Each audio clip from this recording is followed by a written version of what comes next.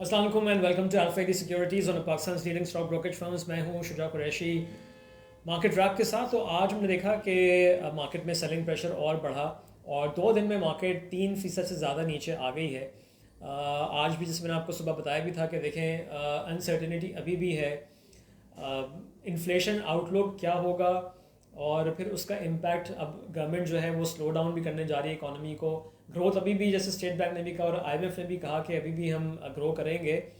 GDP growth अच्छी हमारी आएगी 4% और उससे ज़्यादा, बट थोड़ा स्लो डाउन है। तो अब स्लो डाउन है, प्लस आपका इंटरेस्ट रेट बढ़ रहा है। जैसे मैंने कहा कि अभी और बढ़ेगा इंटरेस्ट रेट, यहाँ से 1% और बढ़ता है या कितना बढ़ता है वी डोंट नो, तो एक ये अनसर्टेनिटी है। प्लस जो गवर्नमेंट ने कल कुछ एक्शंस के बारे में बताया कि प्रायर एक्शंस लेने हैं, उसमें अगर आपको पीडीएल 30 रुपये करना है तो पेट्रोल की कीमत और बढ़ेगी। लेकिन एट द सेम टाइम मैंने ये भी कहा था कि ज़रूरी नहीं है, इट ऑल डिपेंड्स कि इंटरनेशनल मार्केट में प्राइसेस कहाँ हैं। अगर प्राइसेस इंटरनेशनल मार्केट में नीचे आती हैं तो फिर हुकूमत के पास एक गुंजाइश होगी कि बगैर रिटेल प्राइस को बढ़ाए हुए वो अपना पीडीएल इंक्रीज़ कर देगी।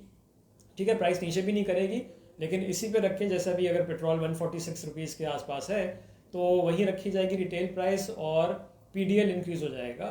तो ये एक मैंने सुबह एक्सप्लेन भी किया था कि गवर्नमेंट को एक फेस सेविंग वहाँ से भी हो जाएगी अगर इंटरनेशनल मार्केट में ऑयल प्राइसेस नीचे आती हैं। तो जो हो भी सकता है आए, बिकॉज अब फोर्थ वेव कोविड की यूरोप को हिट कर रही है, वहाँ पे लॉकडाउन्स हो रहे हैं। So let's see. अदरवाइज अगर इंटरनेशनल मार्केट में प्राइस नीचे आई तो फिर आपको बढ़ानी पड़ेगी और फिर उसका इन्फ्लेशन पे क्या इम्पैक्ट होगा। तो ये सारी अभी अनसर्टेनिटीज़ हैं।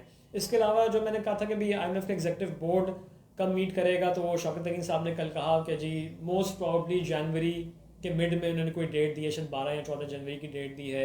साथ में भी कहा कि कुछ जो इम्पोर्टेंट अमेंडमेंट्स करनी है, चाहे वो टैक्स एग्जेम्पशन वापस लेना हो या स्टेट बैंक की ऑटोनॉमी के हवाले से हो, तो वो अगले हफ्ते में कर दिया जाएगा बिल पार्लियामेंट में पेश।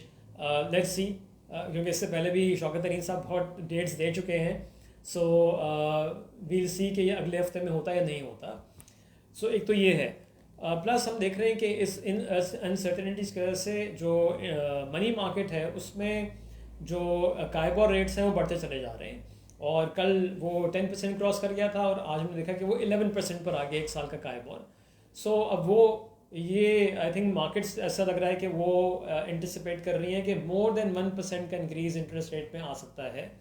सो ये एक और अनसर्टेनिटी है। और फिर जैसे मैंने सुबह कहा था कि मैं क्यों ये कह रहा था कि जी strategy should be sell on strength, because हमें नहीं मालूम कि अब इन सारी वजूहत की वजह से या जो एक्शंस लिए जा रहे हैं, इंटरेस्ट रेट का बढ़ाना कितना बढ़ेगा, इन्फ्लेशन क्या होगा, इकोनॉमी को अगर स्लो डाउन कर रहे हैं तो इसका डिफरेंट कंपनीज के सेल्स पे क्या इम्पैक्ट होगा और फिर उनकी अर्निंग्स कैसी होंगी going forward. Because stock prices जो होती हैं वो फ्यूचर अर्निंग्स को देख के ही फिर जो है वो देखी जाती हैं कि जी इस लेवल पे जो है अगर फ्यूचर अर्निंग्स ये आ रही हैं तो अगर करंट प्राइस ये है तो क्या अट्रैक्टिव है कि नहीं है हमारी मार्केट में। जैसे अगेन मैं सुबह जो मैंने बातें की थी रिपीट कर रहा हूँ कि बहुत कम प्राइस अर्निंग मल्टीपल पे हमारी मार्केट ट्रेड हो रही होती है।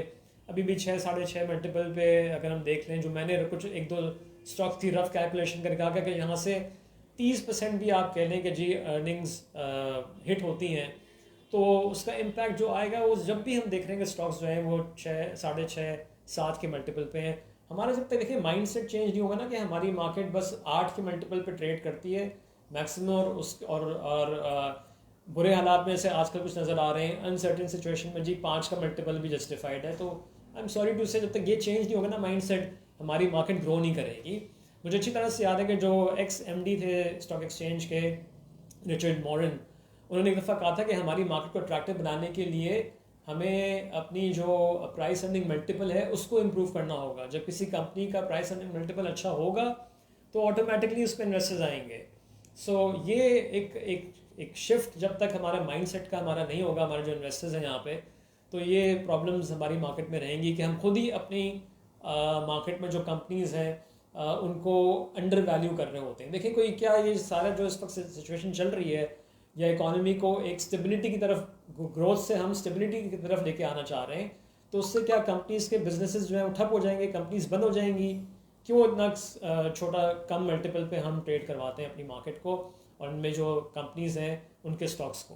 तो ये एक है फंडामेंटल प्रॉब्लम और इसको भी जैसे मैंने कहा it has to do with the mind set of investors जो हमारे मार्केट में काम करते हैं. बट खैर ये है, it will take some time to improve it I guess. अच्छा, इसके अलावा अगर हम देखें क्या कह रहे हैं, जी मैं खैरियत से हूँ, थैंक यू. कुछ मेरी तबीयत थोड़ी ठीक नहीं थी, अब बेहतर है. अच्छा जी, तो अब ये मार्केट कल कैसी रहेगी? देखें 2 सेशंस में मोर देन 3% मार्केट गिर गई है. मे बी एक टेक्निकल पुल बैक आ सकता है. टेक्निकल लेवल्स टूट रहे हैं. आज का जो हाई बना था मार्केट ज़रूर ऊपर गई. 45,900 जो थी वहाँ पे रेजिस्टेंस मार्केट को नजर आई और फिर क्रैश हुई. 44 से भी नीचे बंद हुई है. ठीक है, तो अब ये 44,900 पे बंद हुई है मार्केट. वॉल्यूम्स अगर हम देखें तो 110.4 मिलियन शेयर्स के रहे KSE 100 में और all share index 263. Once again एक दो स्टॉक्स जो हैं वो मार्केट के सेंटिमेंट को ख़राब कर रहे हैं. उसमें TRG है, फिर नीचे का लॉक लगा.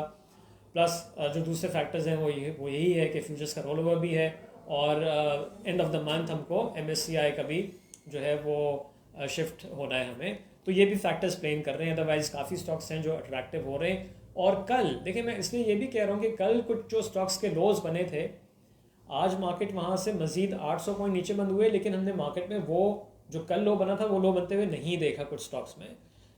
सो ये भी इंडिकेट कर रही है कि मार्केट में पैनिक सेलिंग ज़्यादा है. वीक होल्डर ज़्यादा सेल कर रहे हैं. जो फ्यूचर्स में इन्वेस्टेड हैं वो ज़्यादा अपनी पोजीशंस को ऑफलोड कर रहे हैं, उनको स्विच करना है. और बहुत नीचे के लेवल पे थोड़ी थोड़ी एक्यूमुलेशन हो रही है बिकॉज स्टॉक प्राइसेस जो है अट्रैक्टिव होती चली जा रही हैं. और ये हमेशा अपनी मार्केट में हमेशा देखते भी हैं कि जब मार्केट नीचे आ रही होती है तो इन्वेस्टर्स जो कैश पे होते हैं वो वेट करते हैं कि और नीचे आने दो और नीचे आने दो. सो हो सकता है कि जैसे मैंने कहा कल एक टेक्निकल पुल बैक हमको नज़र आए. बट वहाँ पे भी जो मेरी स्ट्रैटेजी मैंने बताई थी, सेल ऑन स्ट्रेंथ होना चाहिए जब तक क्लैरिटी कुछ चीज़ों की क्लैरिटी नहीं होती. और आई थिंक ये हफ्ता तो ये महीना तो ऐसे ही एंड होगा. सो थोड़ा सा जैसे मैंने सुबह भी कहा था, कॉशियस अप्रोच रखें, कॉशियसली काम करें और छोटे छोटे प्रॉफिट्स पे ही इन्हिसार करें. सो अब देखते हैं सुबह तक क्या खबरें और आती हैं and then will discuss more. So have a nice evening. इंशाल्लाह कल मुलाकात होगी. Take care. अल्लाह हाफिज़.